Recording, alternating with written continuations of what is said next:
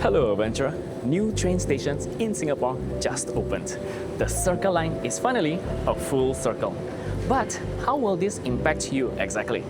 I'm Tommy, your well-rounded local guide, and in this video, I will loop you in on how this will affect your travel route, how to not get lost in circles, and check out the new things to do around the stations. Let's begin.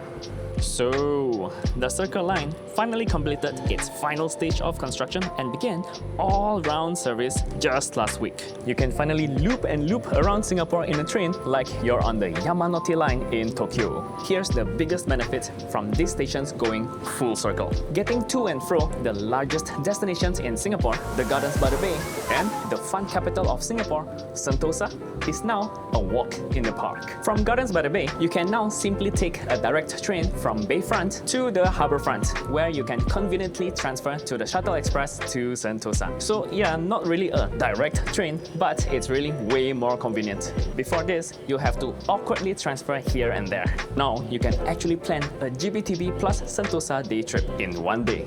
To avoid getting lost or traveling in circles, here are two things that you must know. First, although it's called the Circle Line, there are stations that are off-circle.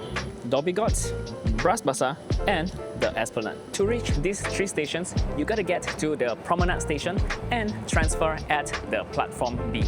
Here's where you can find another train that brings you to the Dhoby Ghaut off-circle section. The confusing part, this is also the same platform that serves the clockwise on-circle stations. But no worries, just look out for the on-platform display screen. This will tell you exactly where the coming train is going to. Number 2, when traveling on the circle, train services go both directions in clockwise and anti-clockwise direction, marked with reference to the next interchange. However, all this may be a little bit confusing, especially if you're not familiar with these interchanges in the first place. Good news is, you really only need to know 3 of them.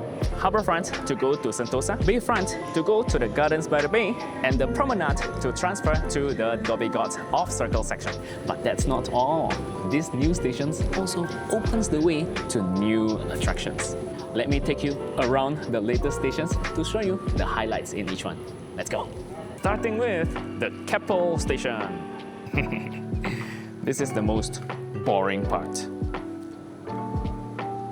Just kidding. This is a model of the boring machine. Not because it's not exciting. This is the gargantuan beast that worked very hard to build the train tunnels in Singapore. What a groundbreaking technology, am I right? There is also a mini gallery talking about how difficult it was to build these 3 stations. Basically, they had to do quite a bit of workarounds due to the existing infrastructures and historical monuments. We'll see some later. At the Keppel ground level, let's address the elephant in the room. Keppel indeed is quite boring, at least for now. While we have a busy road on that side, this other side is all port area. Can you see the AT-AT in the distance?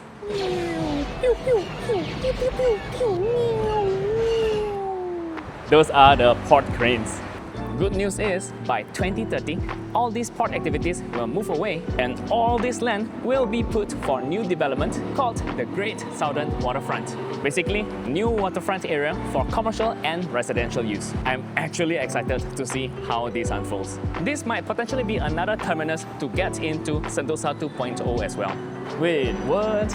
There's a cycling elevator? Oh, I see. It goes directly to bike parking station. But realistically, at this stage of development, I don't know who would cycle here. Alright, on to the next station.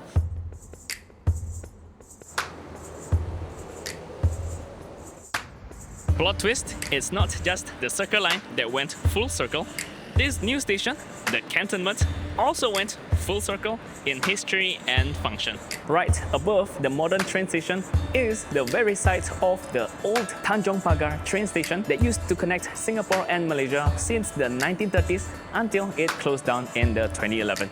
Once again, this became the site of an active train station. And the best part, they retained the old style.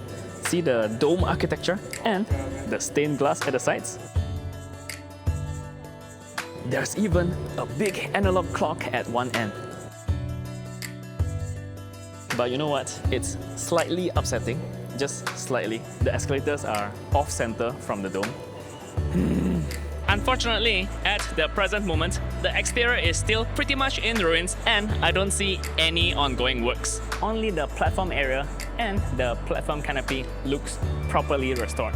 Fun fact, these were the original platform canopy. They actually chopped the sections up, stowed it somewhere to make way for the new construction works, then reassembled them back into place. It's quite impressive work. Hopefully, they finish the rest of the restoration. Once everything is done well, this will definitely become one of the top heritage and history destinations in Singapore.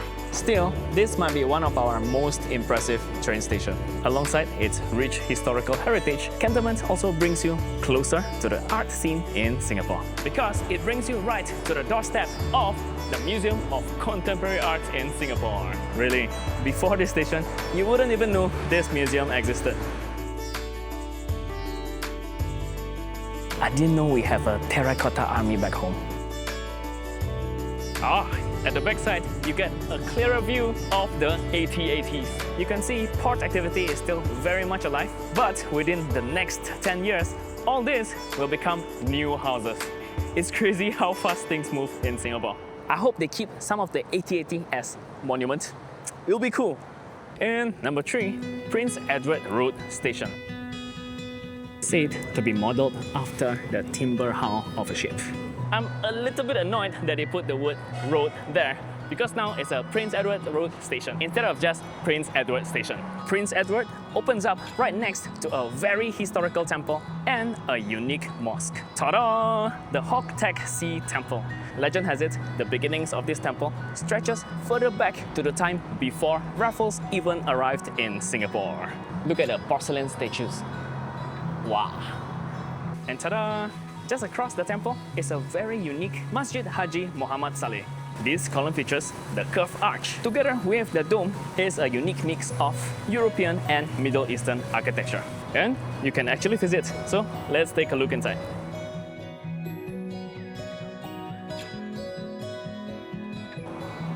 Nice tiles. A temple on one side and a mosque on the other. That's a taste of religious harmony in Singapore for you. And on this side is the Shenton Way Bus Terminal, where I started my public bus city tour. Hello! Now that it's full circle, it's also much easier to visit my most favoritist shopping mall in Singapore, the Vivo City. Just drop by Harbourfront, yes, the same station that connects you to Sentosa, to enjoy a huge array of F&B, food to eat, major international brands for you to shop, and even a cinema. You can easily find something to do for the whole family over here. And congratulations! Now you are totally in the loop for what's new around the Circle Line stations. If you like train stations as much as I do, watch this next video over here. I'll see you there. Pew, pew, pew, pew, pew, pew, pew, pew.